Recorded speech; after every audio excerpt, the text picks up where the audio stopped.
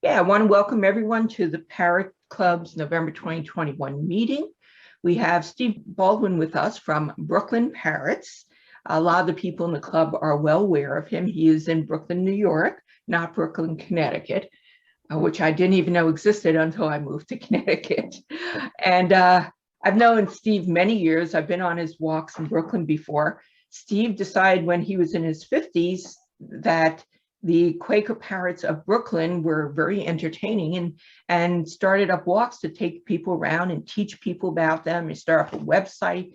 He's been active in advocacy with Quaker Parrots and is kind of one of our biggest Quaker Parrot experts in the Northeast. So I don't know if anybody who's on the meeting here tonight has been on one of his walks, and I know they're on hiatus right now, and Steve can tell us more about that. But if you get the opportunity in the future to go on, I can tell you it's really fabulous. And you go to a lot of really, really interesting places in Brooklyn on the tour. So without further ado, Steve Baldwin. Well, thank you, Amy, and thanks to everyone who is attending this virtual conference. I gather that a number of folks here are in Connecticut, or are from Connecticut, or are concerned with Connecticut. Is that the case? Is everybody in Connecticut, or? I'm in California. You're in California, all right. So I'm in Redondo Beach. Okay. So we have a transcontinental reach here. Yeah. But I do want to. I'm sorry, I'm on Long Island. You're on Long Island, okay. We have near Washington, D.C., we have Wisconsin, we have, let's see. Yeah, I think everyone else is in state, but yeah, so we have a lot of people around here. And when you're ready to start doing slides, whatever, just let me know. I'm not going to put everyone on mute, and then I'll unmute you. All right, so I'm going to try to share my screen. And let's see if this will work. Looks like I've got something here. Can you see that? Can you see that Wild Parrots of Brooklyn? Oops. And then hold on one second. Participate. Let me just unmute you. Mutes. I am now unmuted, I think. Nope, you're not. You're fine. Okay. And then I'm going to mute myself now too. All right. So the Wild Parrots of Brooklyn, as Amy indicated, this has sort of become a little bit of an obsession, certainly an interest. And I think it's a healthy interest because I've met some of the finest, most wonderful people I ever hope to meet through this activity. I just wanted to, this introductory screen shows one of the great moments of my life when I happened to be walking in Brooklyn with a fairly good camera. I looked up in the tree, and I saw two Quaker parrots, wild birds, born free here in this borough, eating pizza. And I just said, this is a kind of Brooklyn scene that, is very, very special. So anyway, here we go, folks. This presentation shouldn't take too long. I guess everyone's muted, so it'll be hard to do QA during the presentation, but I promise you'll have a chance to ask questions. And if I say anything during this presentation that doesn't accord with what you know, that'll be your chance to correct me. But I hope to be as accurate as I can be. I'll just say that if anyone wants to ask a question during the presentation, you can unmute yourself and then just mute yourself back. We just generally keep people muted otherwise so that we don't get feedback. Sure. All right, so here we go, folks. Wanted to start out with a screen kind of showing the population. It's not really up to date. This is the most up-to-date information I have, 2015. You can see that the population here that we know about, and again, it's not 100% accurate because it's based on Audubon bird counts. Looks like it's peaked in about 2005, about 10, 15 years ago, and it's been sort of trailing off. And what this chart shows here is we don't have these Quaker parrots exponentially increasing their population like other introduced species have, notably the starling. It's stabilized. And there are a fair number of wild parrots here in Brooklyn, but they're not thousands of them. Maybe there are 100 200. Of course, I like to think that there are many, many out there, but I sort of have to walk a fine line because I don't want there to be billions of them out there, because it's just going to create, increased tension with humanity. And believe me, friends, there's already been a fair amount of tension over the years between these terrific birds and us terrific humans. Current status, New York State. That's where I'm based. That's where Brooklyn's based. We have a bit of an increase, but the scale of this graph, we're talking about maybe up to a couple of hundred birds. If you look at New York, Connecticut, and New Jersey, however, in this lower screen, you'll notice Connecticut, there was a pretty steep decrease in the population that happened 2005, 2006. We can talk about this in more detail. I'm sure many of you are familiar with what happened. The eradication campaign conducted by United Illuminating Company with the assistance of the USDA and probably the state Department of Environmental Conservation. It's a very controversial event and kind of a traumatic event. The good news is that hasn't repeated itself, but it's always something that could recur. I want to talk about this bird because this is our main attraction here tonight. What kind of animal are we talking about? And we're talking about I don't know how many of you folks have Quakers or have had close encounters with Quakers, but they're not a huge parrot, but they have a tremendous personality. And they have a sort of an attitude. I like to think of it as a Brooklyn attitude, but that's just me being, parochial.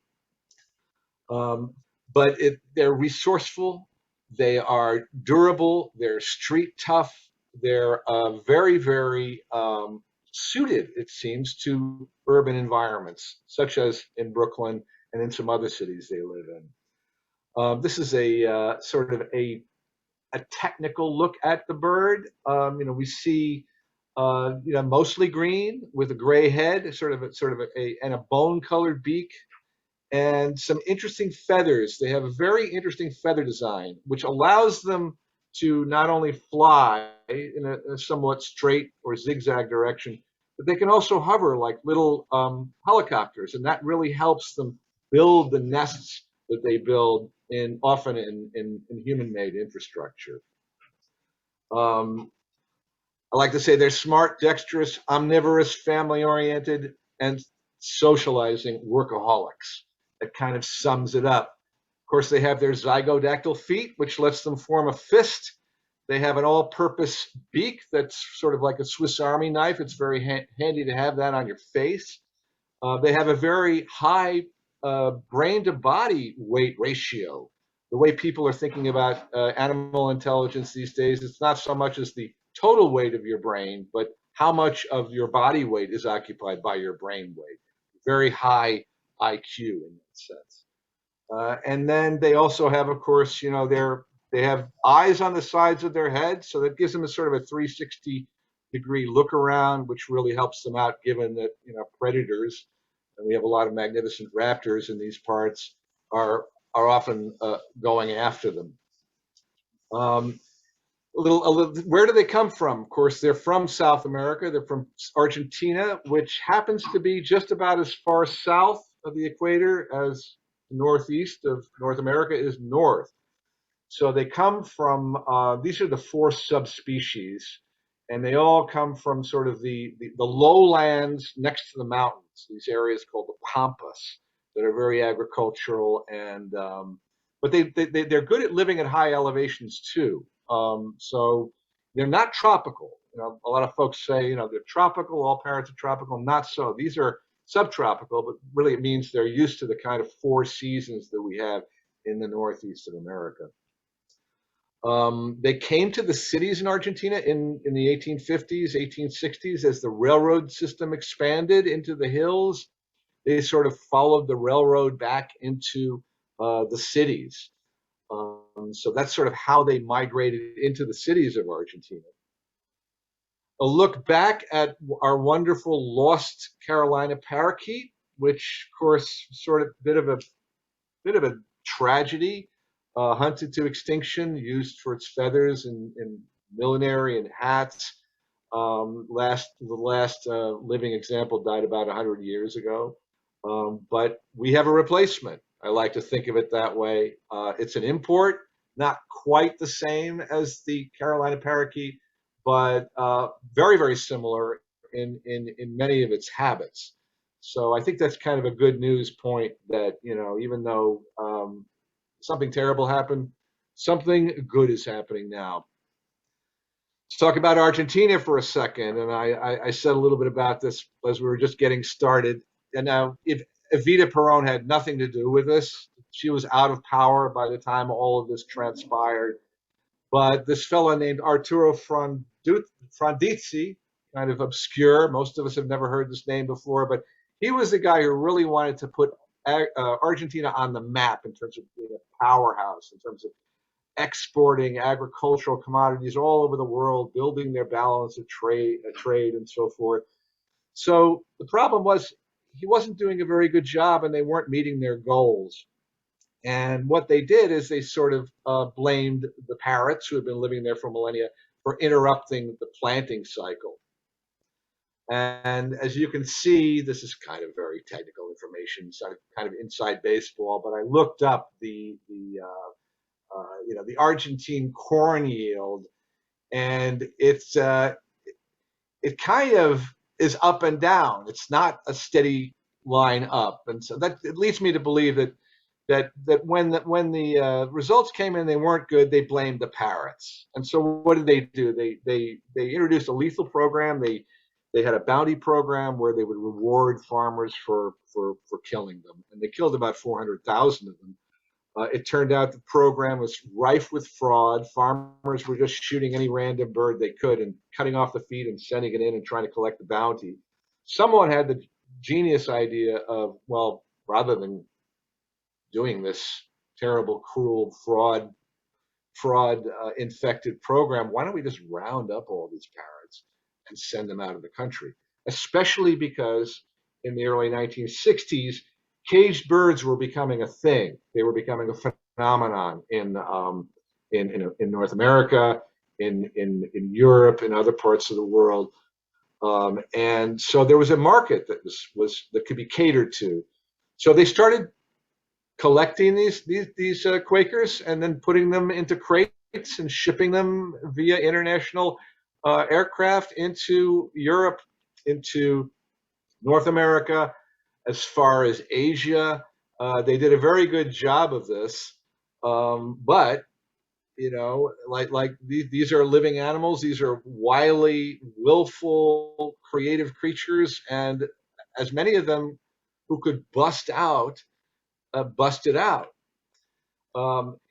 They started showing up here in Brooklyn and in the New York area in the early 1970s. This is a picture of John Bull, who was a noted ornithologist and also an employee for the Museum of Natural History. He was the first one to really do any research into them. And the first ones he found were actually on Long Island, not so very far from Kennedy Airport. But they also started showing up in around the New York metropolitan area. He had a high opinion of these birds. I think he came across one and they found them very, even though they were wild, they were very personable. They could be approached. And he was the one who really established the best theory for how they got here, which was that one day at Kennedy Airport, something went wrong. A package was opened up, a quarantine station was breached, but somehow these parrots got into the wilderness. Here's a couple of shots of Kennedy Airport back in the old days when it was really, you know, swift and slick. It's known as Idlewild. And here, this is just something I photoshopped up, but this is sort of an artist's interpretation of what happened that day. 54 years ago, back in 1967, something happened at the airport. Some birds flew east, some flew west, but these are the antecedents, the grandparents of the birds that we find here today. This is a map of the metropolitan area. It shows you a 12.5-mile radius around Kennedy Airport. Now, in the wild, Quakers can regularly fly 25 miles. if they find a favorite a feeding place. And it just shows that, this is about half of what a Quaker could cover in a reasonable flying day. So this supports the idea, another data point supporting the idea that they came from the airport. Another data point supporting the idea that they came from Kennedy Airport is the fact that in the 1960s and early 70s, the airport was completely corrupt. I'm sure many of us have seen the great movie Goodfellas that sort of chronicled the great Lufthansa heist. But it wasn't just Lufthansa. There was a lot of just pilferage and stealing and corruption at the airport in those days. And it's speculated that the wise guys, may have had a hand in opening up this shipment from Argentina and letting them go. Again, I don't know that this is true, but I remember posting the story to my website more than 10 years ago, and I was approached by someone via email, and she told me that her brother worked at the airport in that era, and this is exactly what happened. It was an attempted theft that went wrong, and the birds busted out of the vault and disappeared over the horizon. This kind of shows where they may have come from the airport, kind of going into the middle of Brooklyn. If you're a bird flying over a big urban area like this, you're looking for the green space. And I think they were looking for the green space. So they wound up sort of moving down into some of these greener areas and settling there.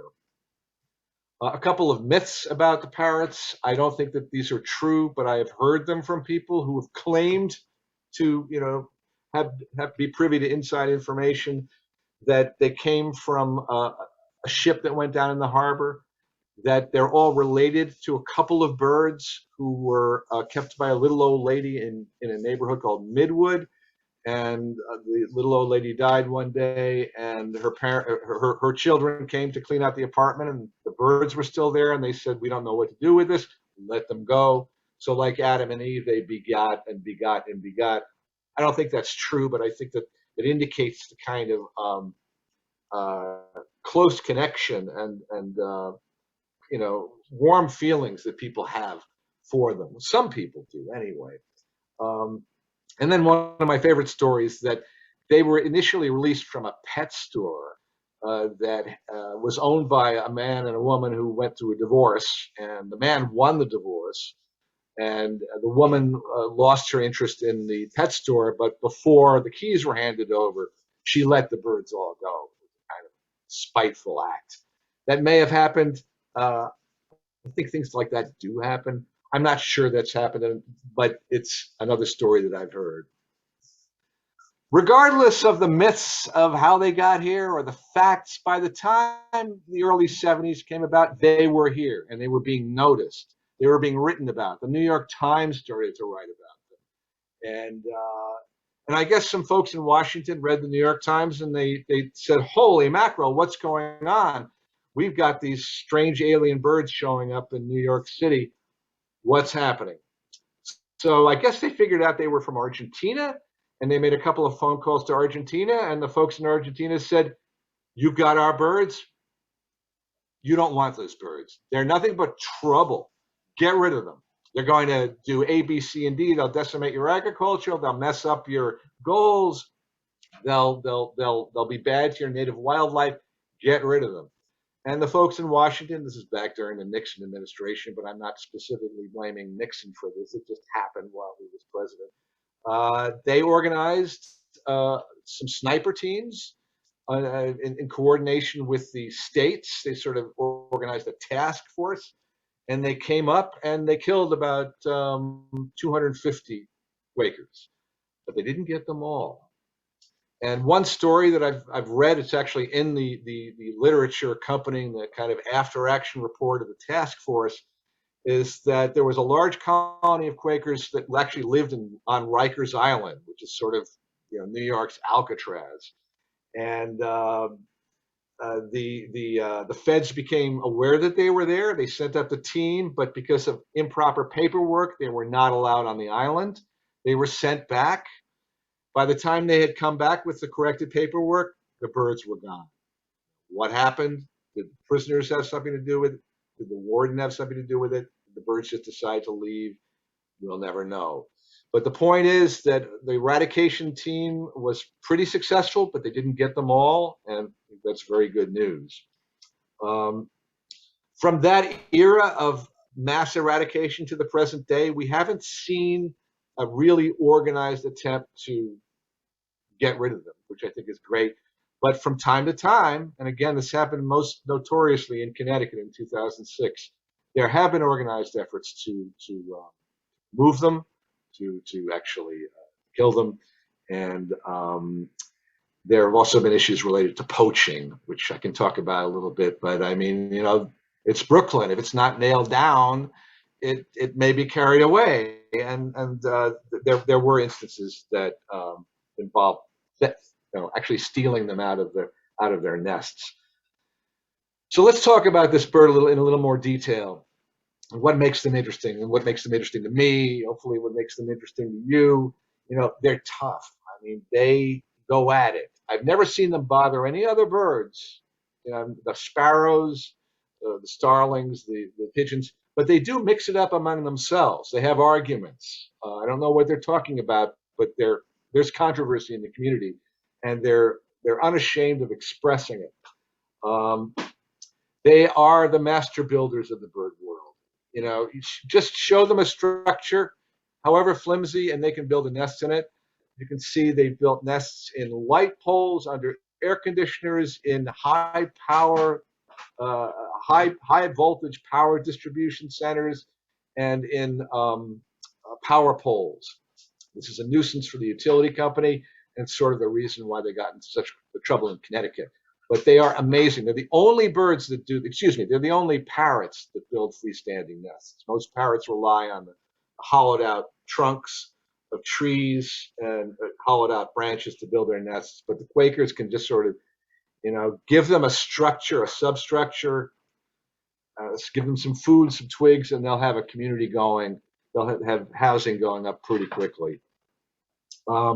They're workaholics. They're fun to watch. If you have nothing better to do, or even if you do have something better to do, watching these birds in action, in their construction activity, it's like looking at a skyscraper being put up. They're constantly flying with twigs back and forth. They're constantly working on the nest obsessively to perfect it. That's something. And I don't know if anyone has a pet Quaker here, but they seem to have a built-in weaving instinct. They love to weave. It's like, that's their song. And one of the best ways to keep them happy is to give them something to do.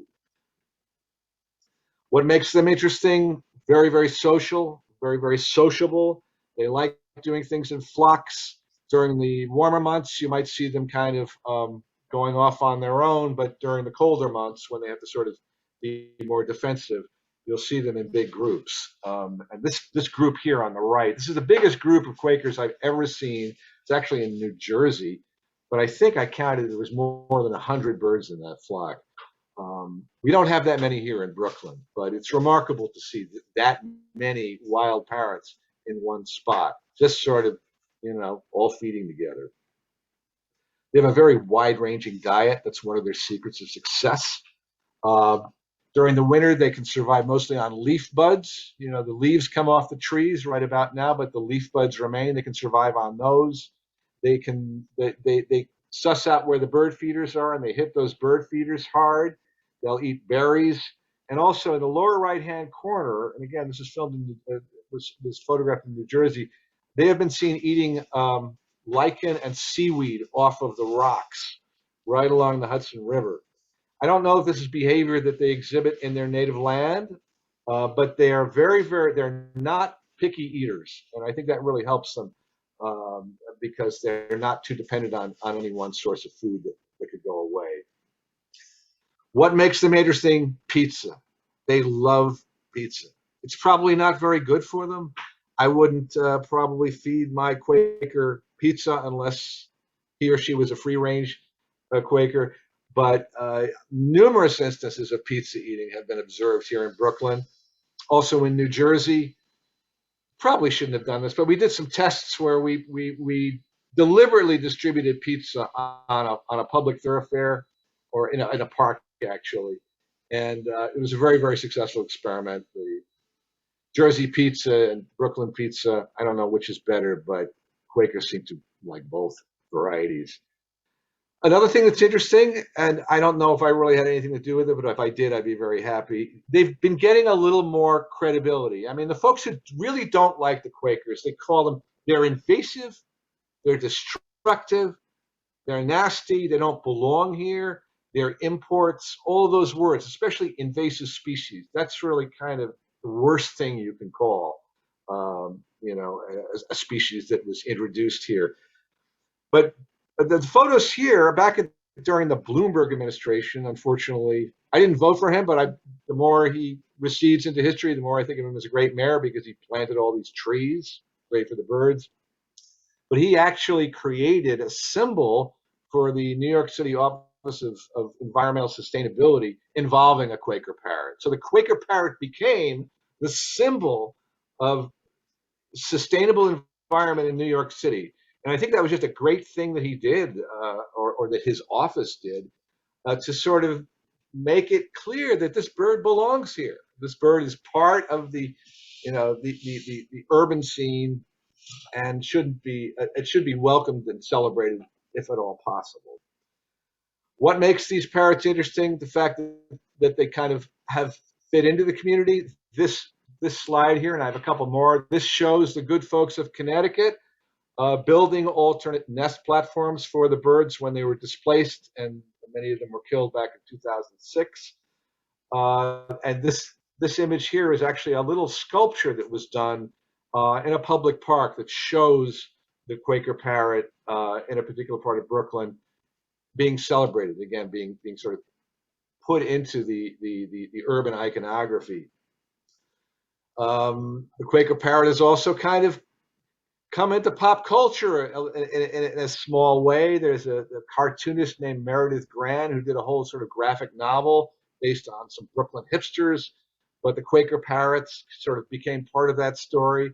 These are just some images I made to sort of, hopefully play with the idea that, Quaker parrot maybe should be our national bird. It's got all the great qualities of Americans: hardworking, family-oriented, social, loyal, all those wonderful things. I don't know if that'll ever be true. The eagle, of course, the predator. Kind of good to be a predator if you have to deal with a world of other predators. But anyway, and the wild parrots of Telegraph Hill. Mark Bittner's great documentary that sort of raised the profile of wild parrots in America to a degree that I think has helped the Quaker. Where are they in Brooklyn? I want to talk about a couple of specific locations. This is sort of a map that I did years ago. It's not very accurate, but they're all around the borough, but they have moved around. Since the time I started looking at them, the populations have shifted, and in some areas they've actually gotten quite a lot lower in population. Where are they in Brooklyn? If you're going to come to Brooklyn, go to Greenwood Cemetery first. It's I think one of the most magnificent green spaces probably in the Northeast. It's as big as Prospect Park, but because it's a cemetery, almost no one goes there. If you're a bird watcher, you can see all kinds of birds there at any time of the year. But if you're a Quaker fan, this is ground zero or the HQ, right at the top of this beautiful pre-Civil War Gothic gate to the cemetery. The Quakers have built enormous nests, and you can see them in action, flying around, building these nests. And the nicest thing about this is that the cemetery, which is privately owned, has decided they like the Quakers, and they actually, whenever they have to renovate that structure, they will actually make special provisions for the Quakers so they can move them off and then do the work, and then the birds move back on. So it's really the only instance that I know of where a private property owner in a major city has said, "We welcome you." Basically, we are a Quaker sanctuary. So that's where I would go. At Greenwood Cemetery, it's free. It's open year-round. It's a great place to learn about some New York history. But if you want to watch Quakers, you can. There are benches. You can just sit right down there and watch from from morning to evening, and hear the clamor and commotion. Greenwood Cemetery, a couple of more shots of Greenwood Cemetery. The birds will sometimes come down to the ground, not very often. They'll only do it when they feel the sky is free of predators, and there are predators there. But I have actually a few photos of them walking amidst the graves, sort of very Halloween-like. But it's a great spot to go to. Highly recommended. Brooklyn College, when I started doing these tours, Brooklyn College was a big, big Quaker community. What happened? Well, the big soccer field the Parrots lived around and the tall light poles, they converted that to AstroTurf. Great for the athletes, but terrible for the birds. Just about every bird that lived around the college has now left for greener pastures. If you want to get rid of birds, convert your playing fields to AstroTurf. I don't mean to sound polemic, but it's really something that I understand why it's done. It's done for economical reasons. It does help the athletes, but it also is a hold on a second. Phil, can you not do that for a second? But anyway, it's kind of sad, but there's very, very little action now at Brooklyn College. The Bronx, up in Pelham Bay Park, fairly big community of them. Also in Throgs Neck, a kind of an obscure part of the Bronx. Throgs Neck was the site of a big rescue back in, I think it was 2008, when the city had to take down, the city had to renovate the light fixtures around the city-owned field. Unfortunately, they did the removals at a time when there were babies in the nest. Mark Johnson of Foster Parrots and his team and some other volunteers came over. I think there were about 30 babies who were recovered. They were brought to Mark's sanctuary up in Rhode Island, and I understand that there may have been something that happened to Mark Johnson's facility. Maybe some of you know more about that. Yeah, they had a horrible fire earlier this year. In fact, the entire Quaker colony was in the building that was destroyed. They all died. And those were the Quakers from this rescue. So this is a kind of a tragic story. I guess I'd only like to say that in their lifetime they were able to enjoy a good quality of life. It's terrible what happened, but none of this would have happened if the city had waited or, let's say, brought in some experts before they decided to do the work. But the way New York City works, the way most city works, is they're given the budget, they're given a timeline, and they have to spend that money within that timeline or else they lose it. So in fact, that's our very own Donna Dwyer on the right side with Mark Johnson, Karen Wister, the second one down. Yeah, I mean, the only good thing that came out of this is that the workers were concerned and they allowed the team to come in to rescue them rather than, as could have happened, which would be just to kill the birds or leave them to die. So correct. The man in the upper right-hand corner here who was up in that cherry picker, his name is Barry Schwartz. Unfortunately, Barry is no longer with us, but he was a great advocate for the Quakers. He happened to work for the city in a relevant department. So he was able to, I think, sort of pull some strings and bring up these experts. You can see he has a scope. These birds were very carefully removed. It was a tremendously successful operation, but again, it should really never have happened. My hope is that, and I'll talk about this a little bit at the end, that in the future, the utility companies or the city, agencies charged with this work will bring in some expertise ahead of time and to try to work more around the life cycle of the wildlife they're disturbing than they have in the past. But anyway, that's the Bronx. Whitestone, Queens, there's a population there. They have not been popular with Con Ed. As far as I know, they're still there, although I haven't been out to that neighborhood recently. Beyond Brooklyn, Long Island, there are quite a few of them along the, I guess it's along the South Shore. Long Island is sort of North Shore is fancy, South Shore is maybe it's a little bit more real, but the Quakers like the South Shore, and they've been seen in Amityville, they've been seen in Lynbrook, Rockville Center, around there. There's a good population of them out there.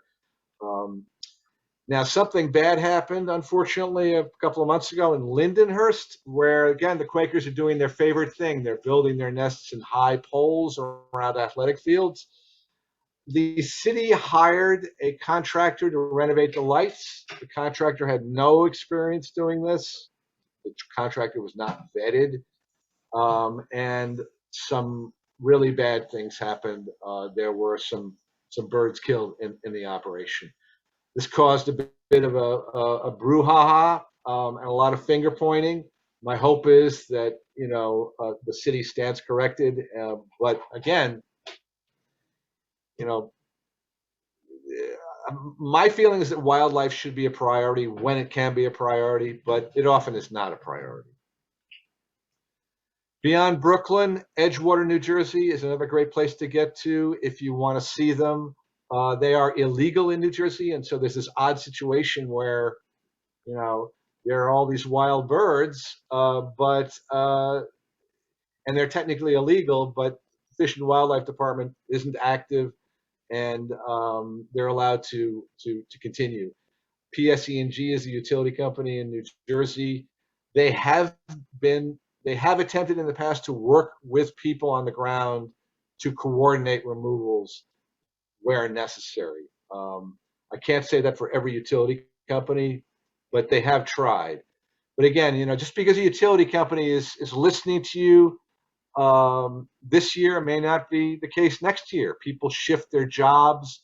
Sometimes priorities change. There are different crises that happen. So my advice is to try to maintain a liaison with your local, a friendly liaison with your local utility company. But it's not always possible to work with them if they're uncommunicative or seem uninterested. I want to show you these screens. This is Edgewater, what we call the Tree of Life. This is back in 2009. You can see there's a tremendous sort of growth around these trees. You can't see it, but those trees are filled with Quaker nests. Now, what happened is they sort of had to trim those back. So by 2019, because the tree was almost falling over, they trimmed them back. But fortunately, the Quaker nests have been allowed to remain. And this is back in 2021, just this past September. The trees are filling out, the nests are coming back, and hopefully the Quakers have a good future in New Jersey again, although they do live in a kind of a legal limbo or even a legal minefield land where they are. They could technically be removed. My hope is that no one wants to do this because it's going to raise the ire of folks who like the birds. Talk about Connecticut a little bit. This is a look back at the fabulous attempt to make things better when United Illuminating Company came in. These are alternative nest platforms built by the industrious team. I don't know for a fact whether these were successful, but what it does tell me is that there are people willing to spend time, to spend money, people who care, people who are willing to protest, people who are willing to write letters, sign petitions, launch lawsuits if necessary, to help the birds. I'll interrupt a second, Steve. Some of them were successful at the time. We got people to put them on. Some of the people volunteered to put them on their properties, and we did have birds building nests on some of them. Unfortunately, I really don't know what's happened since that time, if the birds are still using them, but I do know at least in the time they're successful. And it was actually thanks to Mark Johnson. He's the one who designed those platforms. That's right. That's Mark's special design. I don't know if he patented it, but it was a design that was kind of probably written on a napkin in the middle of the night, but translated into reality in a matter of days. And it was just an inspiring thing to see all of these good-hearted citizens come together and just, okay, we got the plan, we've got the person power, let's build it. It was just a wonderful crew. So I wanted to sort of look back at that. Looking sort of to the big picture again, and we're sort of winding this up, but I know I've been talking for a while. I don't want to talk too much. I'd like to get to your questions, but the The mud parakeet is the most successful introduced parrot species in the U.S. They live in, I think, 14 states. Not everyone knows what to do with them. They're outlawed in many states, but they have been doing fairly well. There are a bunch of them down in Texas. They were worried about them with bad weather about a year ago. They seem to have survived. There are those down in Louisiana. They made it through Katrina. They're still there, or their children are there. And in Austin too, there's a fairly large population. There's a good population in Chicago that lived in Hyde Park for many years. That population has been decreasing. They sort of are moving out into the more suburban neighborhoods. Quakers really seem to like suburbia, sort of mid-density suburbia, because again, there's structures to build on. They may be bird feeders. They do appreciate those bird feeders. And for the most part, they're left alone, and not too many predators and owls and eagles and other raptors are going to go after them. Okay, threats and opportunities, just very quickly, what is endangering the Quaker parrot? They're not endangered. They're not an endangered species, but I mean that sort of more generically, what are the threats they face living in the streets or in the suburbs of America? Organized eradication, we talked about that back in the 1970s, the national program in Connecticut with federal support, the USDA coming in, doing that. That was probably the most serious eradication that we've seen. I hope it's the last one we see, but who knows? Disorganized poaching. Poaching is an isolated thing that happens. It's happened in Brooklyn. It's happened in New Jersey. I don't know really how you deal with it. It's never going to be a priority for the police, but let's just hope that people realize that it's a lot of trouble, and the market value of these animals is not that high.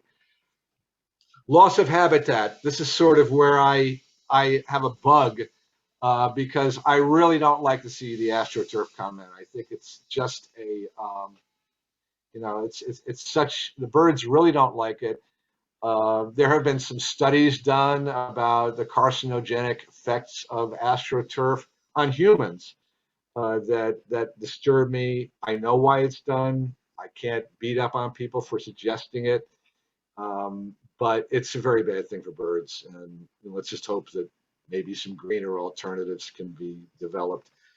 Utility company subcontractors who don't know what they're doing. I don't know how you really put an end to that, except to put pressure on the utility companies, or to maybe extend a friendly hand to offer the utility companies some advice. It's a terrible thing when it happens.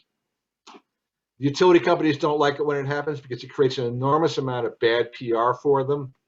I don't know if there's an answer to this, but it is a threat.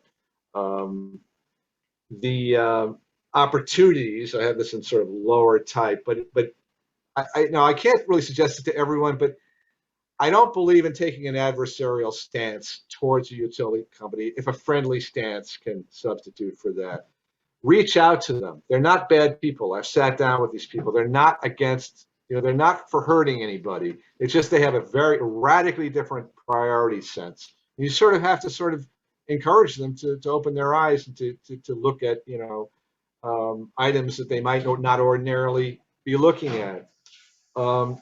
Remind them that they are a monopoly. They're allowed to be a monopoly, but that they have a special responsibility. They're publicly regulated, and they are, stewards of the public trust, which includes wildlife. So that's what I'd say. Oh yeah, the other threat, raptors. I mean, I guess it's a good thing. It shows that it's a healthy ecosystem. We're getting all these hawks and kestrels and falcons and so forth, but it's sort of an impediment to the parrots. It's certainly a headwind. I know that it makes them tougher, it makes them more vigilant, and keeps them in shape, but I don't want to see too many of these raptors hassling my favorite flock. Opportunities, again, more trees. Again, not political in this. Mike Bloomberg, 1 million trees. I hope Eric Adams, the new mayor, I hope he continues on that tack. Less artificial turf. better vetted contractors, and better behavior on the part of utility companies. So that's, I guess I sort of talked myself out, and ready and willing to take your questions. Okay, that was fabulous, Steve. Thank I know I have a bunch of questions. I just want to put a caution out to anyone who's on this meeting, who has a Quaker and lives in a state where they're not legal. Please do not admit on camera that you have a Quaker. If you have a Quaker and you're in a state where it's fine, that's no problem. But this video will be posted publicly, so I want to make sure nobody gets in trouble. But you're certainly welcome to ask questions about Quakers in general, obviously. So I have a couple questions right off the bat. Do you happen to know where or what the ages of the oldest Quaker nest that's still in existence? Well, that's a very interesting question because, you know, I'd have to really say probably at Greenwood Cemetery, although I can't really say that because the whole thing was taken down, I think, in 2007 or 2008. So the whole thing has been reconstituted. I mean, it's actually sort of, they've built a tremendous replica of the original structure. But the oldest one that I know of in Brooklyn, yeah, that would probably be the oldest one. But again, because it had to be, you know, reconstituted. It's not as old as it would have been if they never had to do all that masonry work. Yeah, I don't know why they bother sometimes to remove nests that are just going to be rebuilt. I mean, it's kind of like dusting. Why dust if it's just going to get dusty again? So, I know you have some photos on your website. I was wondering if you might want to talk a little bit to the group about the coexistence of other birds and even other animals in the nest with the Quakers. You know, about owls and kestrels, and I think maybe there's some squirrels that share the nests, or yeah, I mean, I'm not quite sure if they're shared or if there's a certain amount of trespassing that's going on, or even squatting. I know that when we did the rescue in the Bronx, that one of the nests that was, they thought there were Quaker eggs in there. It was actually filled with starling eggs. And so the starlings seem to often, if a Quaker abandons a nest, the starlings will quickly move in. There are starlings living among the Quakers at Greenwood Cemetery right now. And I often wonder, is this a good thing or is this a bad thing? Because it may indicate that the Quakers are sort of just abandoning part of the nest, in which case the starlings sort of opportunistically move in. But there have been cases where the Quakers have cohabitated with actual raptors. An owl, famously, I think in Connecticut, this was observed. And I'm not sure if there are actually kestrels living among the Quakers at Greenwood Cemetery. I have seen a kestrel in a nest cavity, but I'm not sure if that kestrel was living there or if that kestrel was you know, basically prowling there in hope that he or she could find eggs. my understanding with the Quaker nests, and I think this has happened with other bird nests as well, maybe eagle nests that some sparrows move in, that if a raptor and another bird live in very close proximity, that the raptors do not prey on the other birds for some reason. I'm not sure why, but if they actually are sharing the same nest, they tend to leave each other alone. I hope that's not just fanciful, but I don't know if there's a way to answer that question. You know, I would imagine there may be certainly an advantage for the, let's say, the prey species. You know, in other words, the non-raptor who's living with a raptor. You know, with whom there's a truce. In other words, I'm not going to eat you. You just don't agree with me. That's a great place for a you know, a prey bird to avoid other raptors who are going to be scared by the landlord raptor. So that makes logical sense to me. But again, I'm kind of speculating here. I really don't know why that happens, but we do know it does happen. right. So we have a question chat about Do they have problems adjusting to our winter weather? And that probably goes for both Connecticut and Chicago, I would think. Well, they seem to have. I would say that they adapt pretty well, but I can't say that they've adapted perfectly. I mean, what they do is they shift their diet quite radically through the seasons. So during the winter, leaf buds are really the only thing that's edible on the tree, or the only thing that they find edible on the tree. They're forced to choose between that, any kind of grass that's not snow covered, because the grass is still edible, even though it's not really green. It has some nutritional value, and the Quakers love to eat grass. It's kind of one of their mainstays. And then finding the bird feeders. I mean, they're very industrious at finding nice people who have bird feeders, and once a scout finds that bird feeder, that scout will report back to headquarters and send word, and the next thing you know, you might have 15 or 20 of them just kind of cleaning out the thing, which will send you running back to the store for more, suet or seed. But I would imagine the first group of them that got here probably didn't. They probably had a heck of a time adjusting to the different seasonal timing, because of course the seasons are flipped between North and South Hemisphere. We're going into the winter, they're going into the springtime in Argentina. But it didn't take that long for them to shift. Quakers appear to be able to shift their breeding schedule too. If a female Quaker has a clutch and something bad happens to that clutch, she can double clutch. In other words, she can sort of say, all right, well, it's not really my time of the year I'm supposed to breed, but I'll do it. And so it does seem that they're able to be somewhat adaptive to these radical shifts in the environment. Interesting. My understanding also, I'm trying to remember if there's any data, is that it's fairly warm inside those large nests. So other than going out to feed briefly during the day, even in the coldest winters up here, they can stay fairly warm inside those nests. Yes, the nests are very, very well insulated. And they're also kind of furnished with a sort of a layer of grass or a layer of pine needles, sort of makes things comfortable. But and this is again where the Quakers, who I think they're very, very smart, but they're not always aware of everything that goes on. They will prefer to build their nest under a power transformer, like those transformers. They look like big gray garbage cans up on the poles.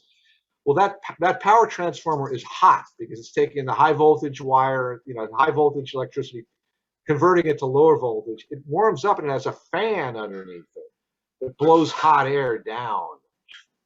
So the Quakers ideally will build their nests right under that vent, which will provide a wonderful degree of HVAC. Unfortunately, it can block the vent. The transformer can overheat, and there's all kinds of trouble that can transpire. But the nests are fundamentally they're like airtight. It's kind of like being almost in a sealed chamber, and that really does give them a tremendous advantage to weather even the coldest winters we get out here. Fascinating.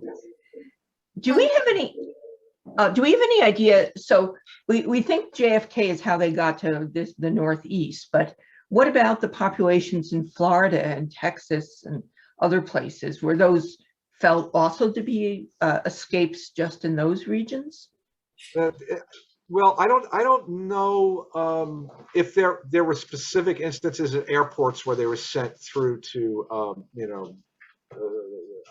Miami or Fort Lauderdale or another airport. I don't know that for a fact. What I do understand is that aviaries keeping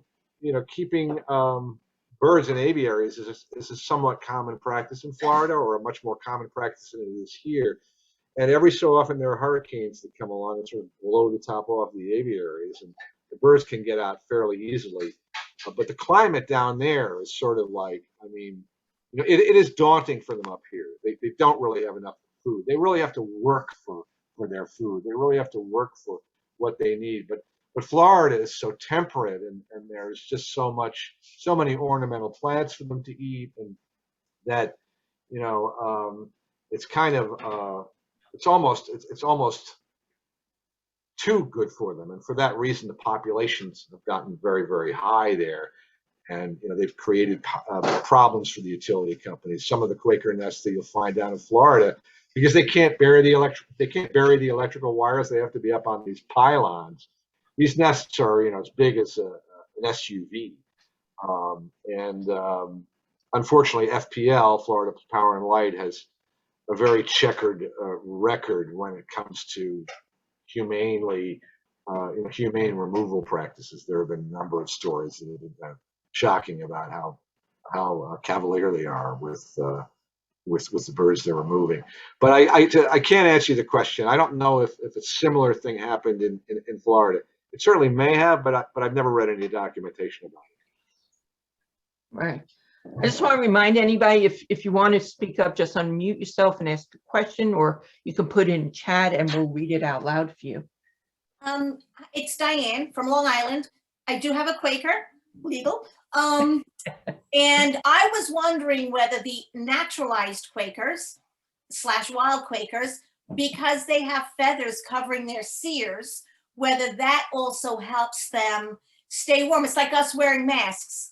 Because I noticed that during the pandemic, during the winter, it was like, woohoo, wearing a mask, and, you know, makes us feel warmer. I know obviously their beaks are hanging below and they're open up wider, but I was wondering whether having that feather covering their sears makes a difference for them. This is the first time I've had that. I've had this question, and again, I'm not an ornithologist or biologist, so I can't really tell you anything very specific. But that would seem to be an advantage, and it's certainly an advantage that they would have developed, provided one believes in sort of the evolutionary development of a species. You know, living in Argentina, living in those fairly cold climates, living way up, not actually in the mountains, but in sort of the foothills of the mountains at high altitudes where the winds blow, and that through natural selection, those, you know, the ones with those little mutations that happen to have a few more feathers here and there would have been the ones to survive. It certainly makes perfect sense to me. Yet another demonstration of the remarkable, you know, adaptive prowess of these animals. They're you know, I won't say they have superpowers, but it's getting close to that. Yeah. You know, and I know that on the south shore of Long Island and like Wantagh Park, the osprey nests, the Quakers do take advantage and build their nest underneath the osprey nest. And of course, I didn't know that.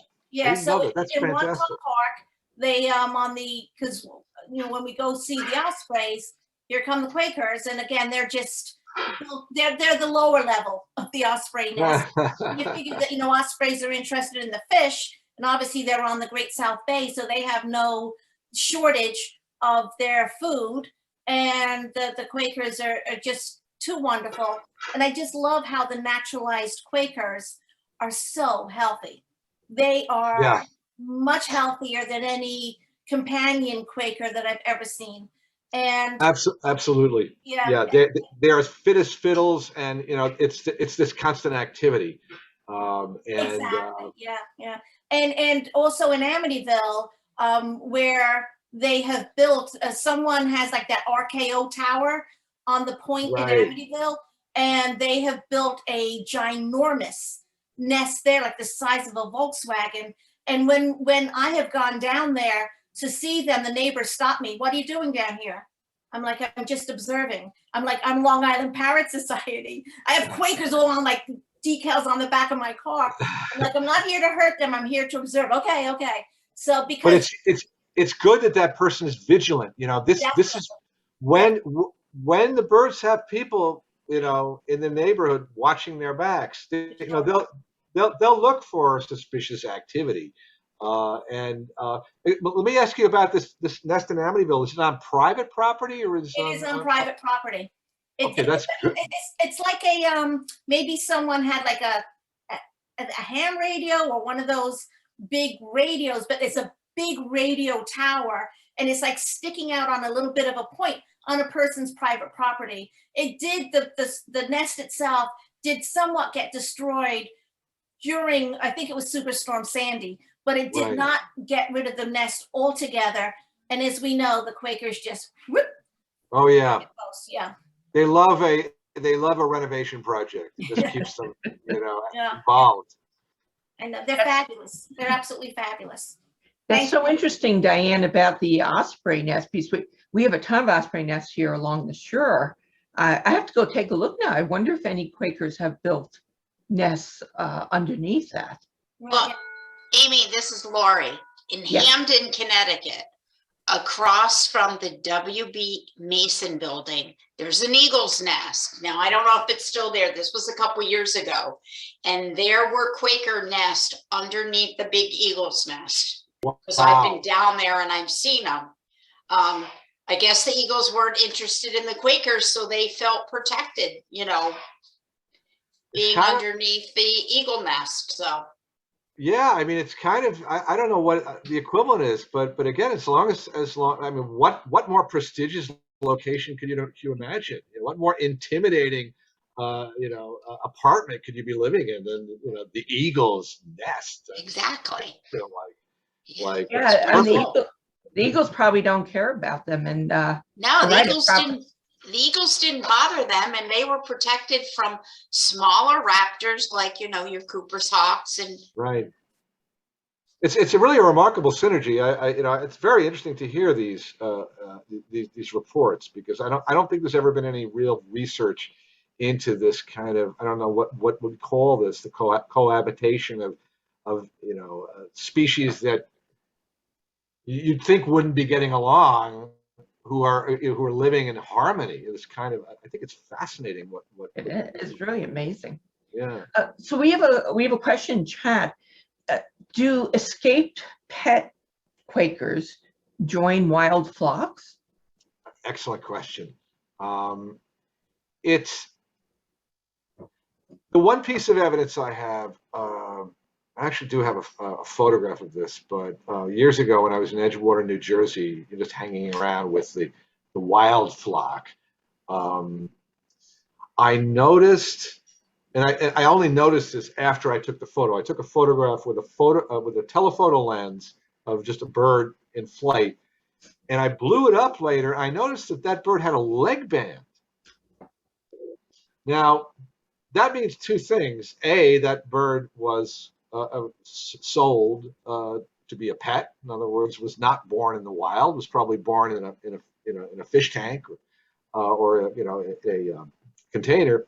But also that because it's illegal to sell them in New York. Excuse me, it's illegal to sell them in New Jersey. They don't give out leg bands in New Jersey, but they do give them out in New York. So that to me meant that bird not only had flown across the Hudson River, which they don't really like to fly over water, but had been sort of accepted by the flock, and now was pretty much a member of that flock, acting wild, acting in concert with them, and the only trace of being destined for the pet, a cage, was that leg band. So I know it has happened. I've seen it happen. I don't know how often it happens, and I wouldn't recommend it. I mean, sometimes people have asked me, like, hey, I want Quakers in my neighborhood. They're kind of cheap. Why don't I just buy a dozen and let them go? And I don't know if that's really legal in New York State, and I certainly don't know if that would be ethical or humane. But there have been instances where formerly captive birds have been released, and they have sort of reverted to their wild instincts and started to weave nests and do their thing. As a rule, if you let 2 or 3 or 4 of them out, they're not going to survive very long. And again, I know this is being recorded, and I'm not recommending this to anyone. It's probably against multiple laws. But as a thought experiment, if you took 36 of them, let them go in a park somewhere, a fair number of them might survive, and a fair number of those survivors might actually be able to build a self-sustaining colony, which is, testament to their abilities, but also this is the same thing that bothered the authorities. It's like their ability to get loose, go feral, and start up a community. It's like that's powerful stuff, and we kind of need to keep it in the bottle. Is what they were, what they were driving at. That's like the lovebirds in Arizona did that. Right. Yeah. And then it's been a while, but I seem to remember the wild parrots of Telegraph Hill in San Francisco. I think they were captive raised birds that ended up in the wild, joining the wild flocks there. If memory serves me, it's been a while. Yes, I think I haven't seen that movie in years, but I think there was some kind of a documented accident, like an accident that involved a van carrying them, and that seems to have been, the origin story for some of them, perhaps not all of them.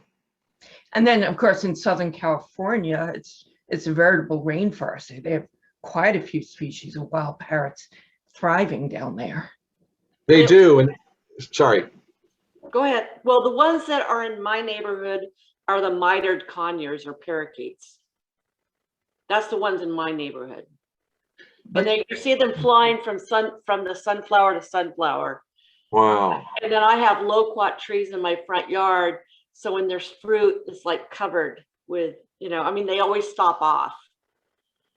Do you know if they're legal to are they legal in California? The Quakers, no. No, the Quakers are not. No. To own a mitered, I don't know. I mean, there's a couple different myths on how they got away, and one of us a fire at a pet store, or that there was a theft and they got away. Those are the two main myths that I hear on how they got out there. And there are other wild parrots. And I actually was walking around with somebody when we were looking for somebody's African gray, some experts. And there's so much food out there for the birds here in Southern California. So that's why they can survive. Right. Even though we freeze to death if it gets below 60 degrees here. Right. We are so spoiled.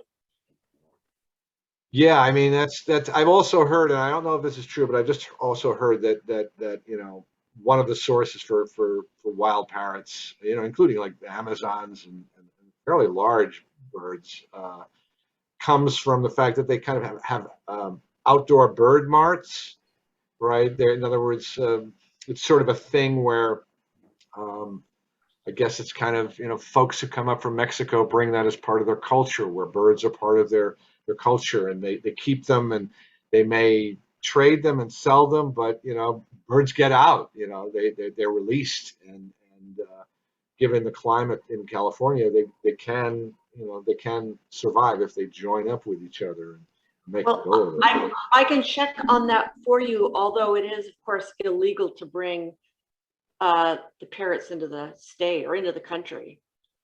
Yes. So I have a question for you, just because there's so many smart people on this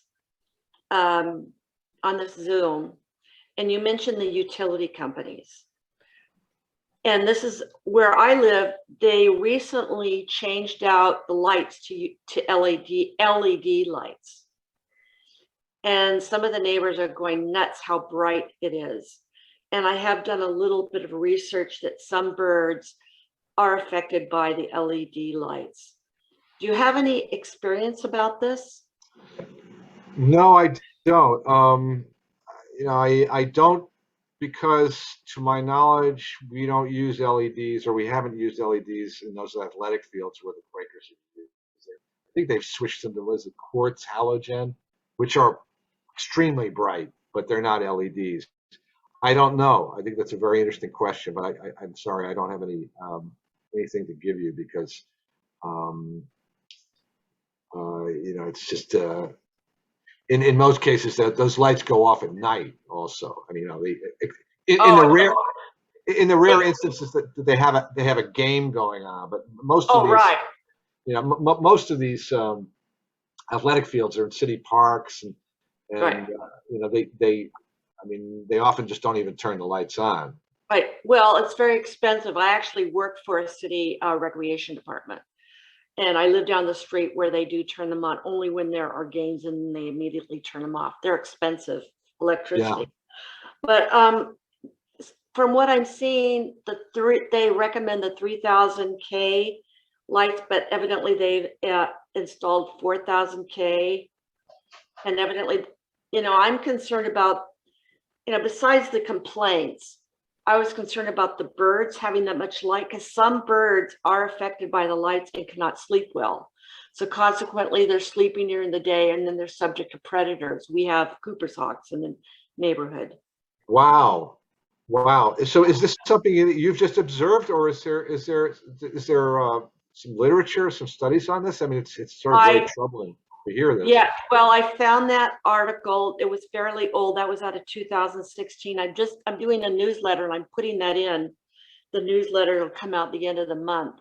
But I'm curious of more information on what can be done, that the lighting, whether the diffusers, they can face the lighting down, because evidently it's lighting up the whole street. People are complaining because they're having to buy blackout lights. But since Amy and I are both night owls and we sleep during the daytime, I already have blackout curtains, so it's not a problem. I do know, Gayla, that I know it's affecting the insects quite a bit. It's probably affecting the bats. Very interesting, though. I hadn't really thought about the ability to sleep with birds. I mean, I know a lot of people complain about LED lights lighting up their bedrooms across the street and causing problems. So I'd love to know if anybody's doing research into that, because I think that would be a very valid concern. Some birds actually, and I can't remember which one, some birds are affected by the amber lights, and some by the LED lights, and some by both. Yeah, those orangey mercury lights, I think those have a lot of negative effects as well. Very interesting. If you find out more, I'd love to know more about it in your research. Well, I will continue to do research, because it's become very kind of political hotbed on next door. Really? Yes, because of that, all of a sudden, it looks like a prison. It looks like a prison. Right. Street, because the light is so bright, and some people love it because they can walk their dogs at night, and then you don't have to worry about stepping in anybody's dog poop that did not get cleaned up, for one thing. We also have coyotes in the area, so you could see the prey animals better. But anyway, I was just curious if anybody had information about this. I think that's something really worth studying. And I mean, it's something that I certainly haven't thought about. There may be an answer to this, because I think LEDs can also be turned down in intensity. I think you don't have to have them 100% on or 100% off. But if they're repelling insects, that's going to affect the birds, right? That's going to affect the ecosystem. That could affect a whole bunch of different things going on. Well, I know fireflies have not been reproducing at their usual rates because of night lights. I do know there is some work with lights, because I know Audubon's done some work. They're trying to encourage lighting at night to be red, because apparently that does not bother the birds and it doesn't trap them. So they've talked about when you have light, birds get trapped by light at night, particularly like the new World Trade Center, when they put the beams on every year for the anniversary. During migration, all these birds get caught, and then they get trapped, and they get exhausted and they die. So I know there's a lot of talk about doing different color lights, like, for example, on top of windmill farms, on top of structures so that planes can't hit. I know they have done work into different wavelengths that don't trap birds or push them off course. I'll check that out, Amy. Thank you.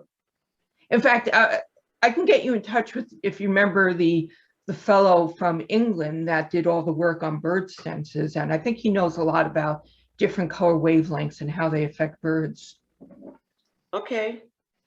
Another question, chat. We have someone from Montana here and said, looks like there's a spot up in her state by Canada. Is it possible for a flock of Quakers to survive? That map you put up, Stephen, I think it wasn't just Quakers. I think it was parrots in general. So Yes. I'm thinking, do you know what parrots were up in Montana near the Canadian border? I confess that I am ignorant of that situation. I've never heard of this. I know there was a flock of Quakers up in Yakult, Washington. I know that they have been seen. There was a flock, I don't know how large, I don't know if it's still there, up in Montreal. So there have been instances where the Quakers have gone very far north. I don't know if those populations have really, if those are just isolated things and the communities really can't sustain themselves. But one can anticipate that if the climate continues to shift, we may find them moving further and further north in the next decades or next 100 years. Well, I know in Connecticut, they were initially just along the shoreline, but even the last 10 years, it's warmed up so much here that you can find them all the way up to the northern part of Connecticut now. So Wow. I think they're up in Massachusetts now too. So I would think that if you have a certain area that has a population, that particular sort of microclimate might be amenable to them. If you're talking about like the wide open plains of Montana, where there's no protection, no, I don't think they would survive winter there, but you might have a suburban or more urbanized area where it's warm enough to sustain them. Suburbia, yeah. I mean, that seems to be what they like. I mean, there are parts of Brooklyn that are quite suburban.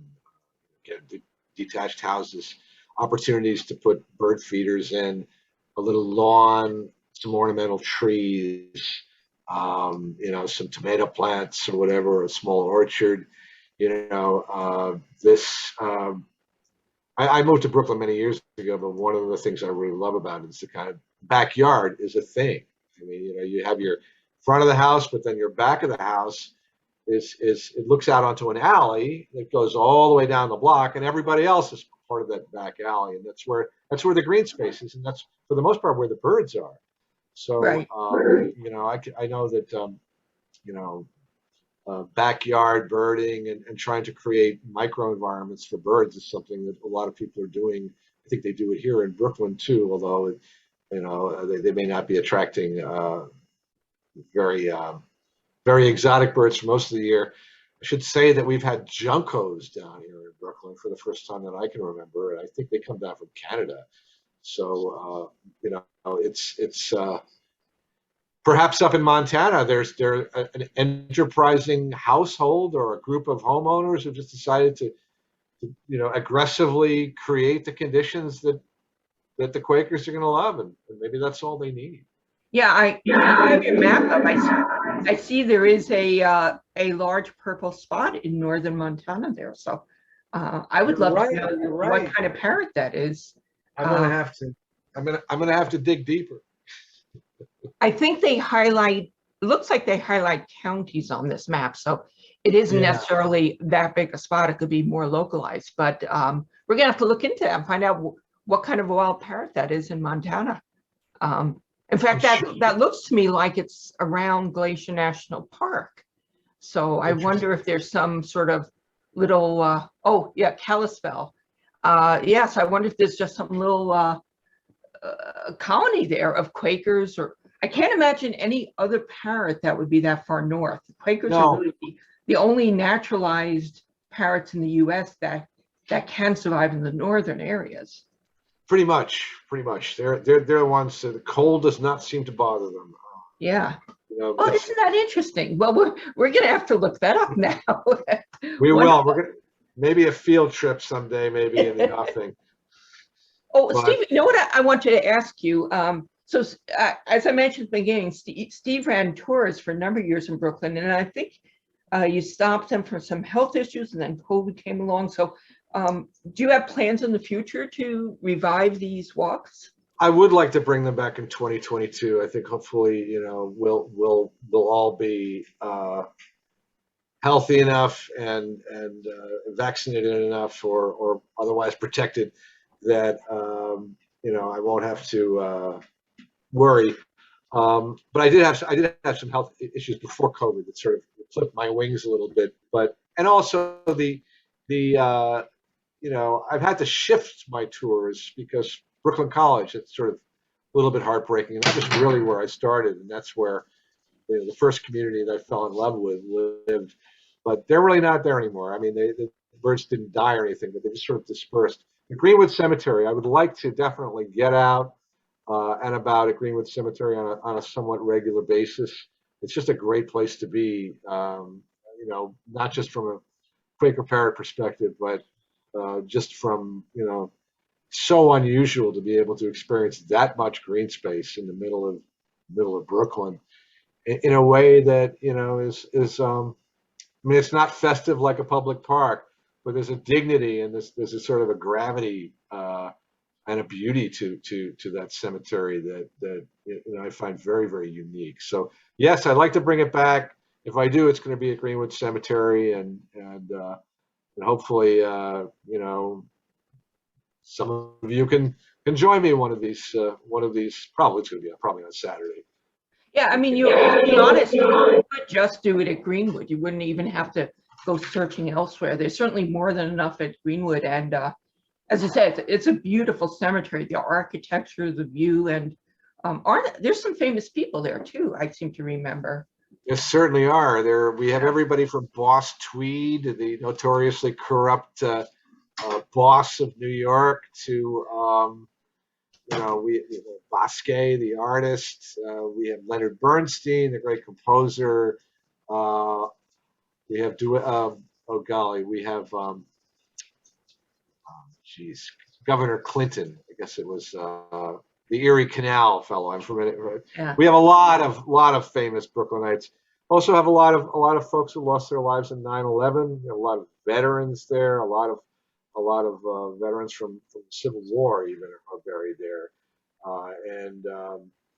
It really is, when you think of a cemetery, I often think of a flat space with a lot of square stones in it. This is not like that at all. It's twisty and windy, and it's actually the prototype for New York Central Park. If you've been to Central Park, you know how it's wonderful. Everything curves around, and the space increases, and you really feel like you can get lost there. Greenwood Cemetery really was the prototype for that. They tried to replicate that in Manhattan.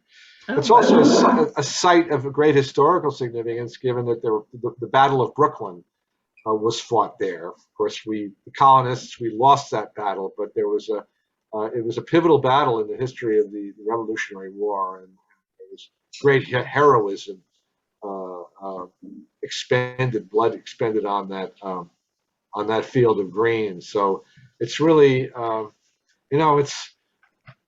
love Brooklyn, but it's really almost like it's going to a whole different place that that resonates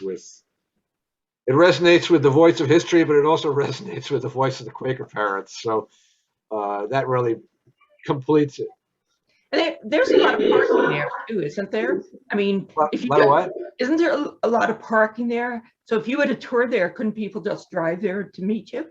Oh yes, you can park. You can park in the cemetery. The one thing that's forbidden is bicycles, but I know there are people who are bothered by that. It's like, why can I drive a car here when I can't ride a bicycle? But I think the problem is, if they were to allow bicycles, it would be overrun with bicycles. There would be nonstop bicycles just going through at all hours. So, but if you have a car, don't drive down. You can park in the cemetery. It's very easy, very convenient, and highly recommended. And it's free. If you want to donate a few dollars, you can. But it's just a great way to spend time at any time of the year. Well, if you start them up again, make sure you let me know, and I'm sure a bunch of us would drive down to join you at the cemetery. And I mean, that's really the key part of your walks anyhow. The rest was walking around and trying to find them, whereas green, you're guaranteed they're right there. So Yes, yes. This is you're pretty much what is it? You're bringing Mohammed to the mountain rather than exactly, the opposite. exactly. So that's where they're at. Wonderful. Do we have any more questions?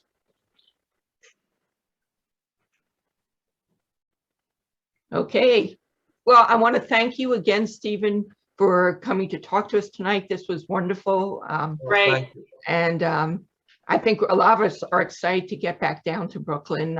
Too bad for you West Coast and mountain folks, but it's really a great experience to see the only parrot we have left in the country, other than, you know, the sort of a little bit that goes across the border from Mexico. But this is, they weren't our native parrot, but they have filled the void left by the Carolina parakeets. They filled the same ecological niche, which is why I think it's so important to encourage them.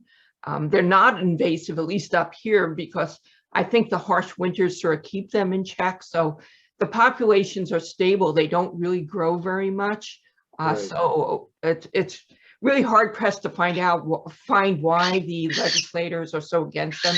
I think it's more a lack of knowledge, and I think New Jersey is edging closer to allowing Quakers, and maybe someday we can get legislation like that passed in Connecticut.